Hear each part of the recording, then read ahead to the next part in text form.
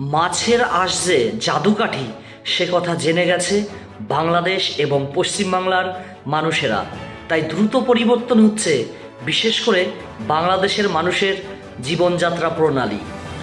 আপনি ঠিকই শুনেছেন, একটা গোটা দেশের মানুষের অর্থনৈতিক জীবন প্রণালী বদলে যেতে বসেছে শুধুমাত্র সামান্য মাছের আঁশ থেকে। সোনা রূপকে হার মানাচ্ছে এই গুপ্তধন, কোটি কোটি টাকা ইনকাম হচ্ছে।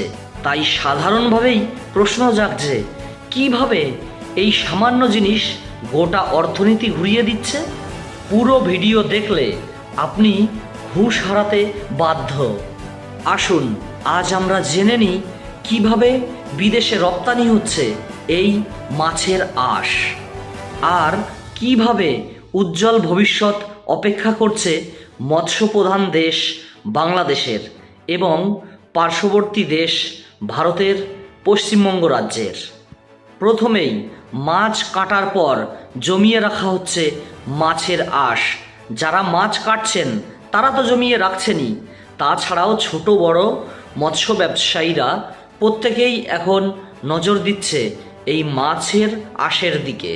প্রথমেই এই অমূল্য রতনকে ভালো করে ধুয়ে নিয়ে রোদে শুকানো হয় সংরক্ষণের সুবিধার জন্য।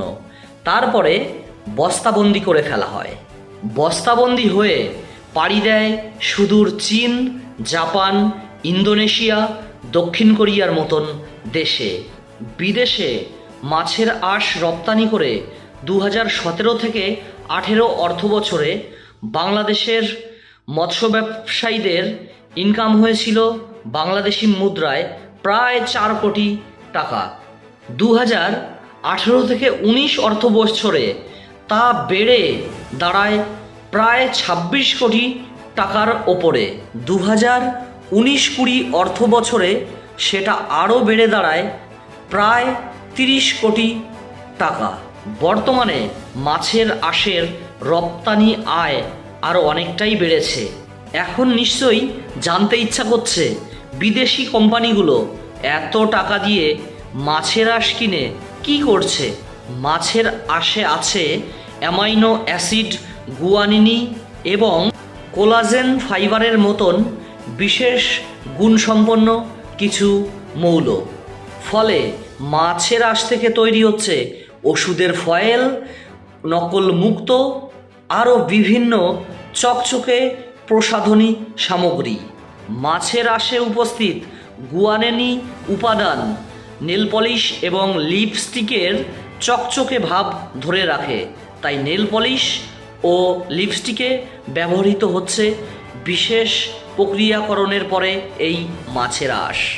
মেকআপ ও ব্রাশ তৈরি ছাড়াও চার্জেবল ব্যাটারিতে বিদ্যুৎ শক্তি উৎপাদনের জন্য চীন এবং জাপান এই মাছের আঁশ ব্যবহার করছে। ভাবা যায়? বন্ধুরা, এবারে মাথা খারাপ করা একটা তথ্য তোমাদের সামনে তুলে ধরব। মাছের আঁশে কোলাজেন ফাইবার থাকার জন্য চোখের কৃত্রিম কর্নিয়া এবং কৃত্রিম হাড় প্রস্তুতিতে এই মাছের আঁশ ব্যবহার করা হচ্ছে। বাংলাদেশে মাছের আঁশ প্রক্রিয়াকরণ শেষে 50 থেকে 60 টাকা কিলো দরে কিনে নিচ্ছে পাইকারি ব্যবসায়ীরা এবং পশ্চিমবঙ্গে প্রতি কেজি রোদে শুকানো মাছের আঁশ কিনে নিচ্ছে 90 টাকা প্রতি কেজি দরে। তো এখন থেকে যারা জানো না তারাও মাছের আঁশ জমিয়ে সঠিক এজেন্সির মাধ্যমে পয়সা লুটতে একদমই ভুল করো না। তো আজ এ পর্যন্তই, দেখা হচ্ছে আগামী ভিডিওতে। ততক্ষণে টাটা।